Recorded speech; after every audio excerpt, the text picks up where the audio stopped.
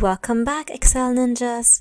In previous chapters, we learned that Excel can provide us with what-if analysis tools to find an optimal solution to satisfy a given output. In a perfect world, this might seem something that is possible, but in the real world, solutions are often constrained by numbers for variables that determine your solution.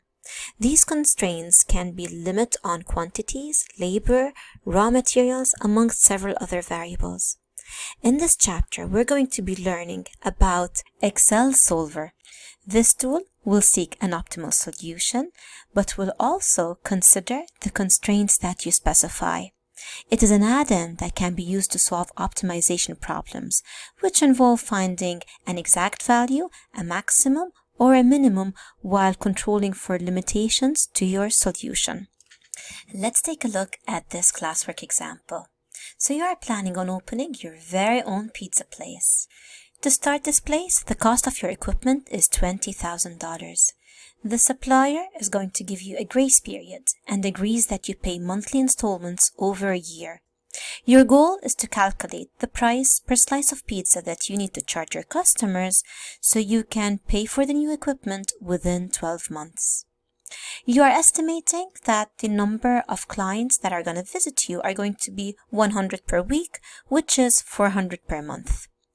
To begin with, we need to create our model. And this is a very important step because making sure that you have the right inputs and the right formulas in your model is key to help you finding the correct optimal solution. So the equipment cost is going to be $20,000. And the estimated walk-in clients per month is going to be 400. The months to pay for the equipment is going to be $20,000 divided by the product of the price per slice of pizza you are selling times the amount of clients walking in. Now this is a blank cell, and in order for me to avoid any types of error, I am going to just put in 1 as a hypothetical suggestion.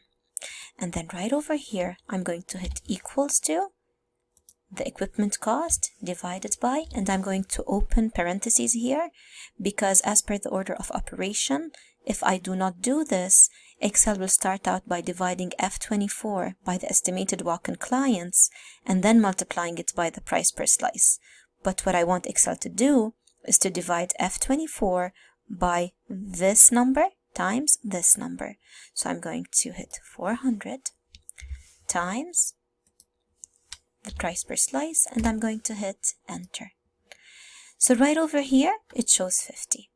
Now, let me find out what is the cost per slice of pizza is going to be for me to pay off $20,000 in 12 months.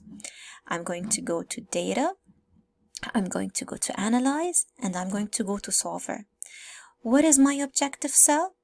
My objective cell is going to be F28, which is the months to pay for the equipment, and it's going to be an exact value of 12. What variables do I want to change? I want to change the price per slice, comma, and the estimated walk-in clients. So I'm thinking that it's going to be 400, but this could change based on weather, season, an event, and other reasons. Now, after I put in the variable cells, I'm going to add in my constraints. So I'm going to hit add right over here. And the first constraint is going to be that the price of my equipment has to be $20,000. And right over here, you can choose from less than or equal, equals, greater than to equal. You can ask Excel to only include an integer, a binary number, which is either 1 or 0, or you can choose different if you want your cell references to be different, to have different values. So I'm going to hit equals to 20,000 and I'm going to add.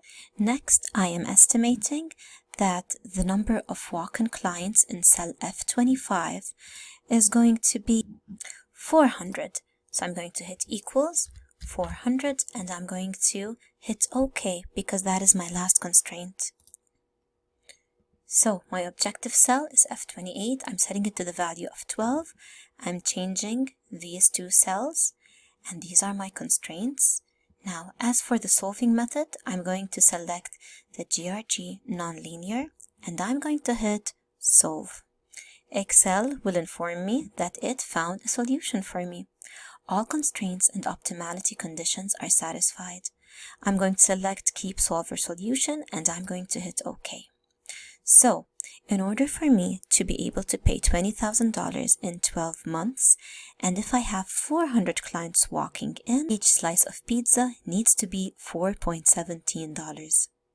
So my answer is going to be reflected in F26, and I'm going to copy it, and I'm going to paste it right over here.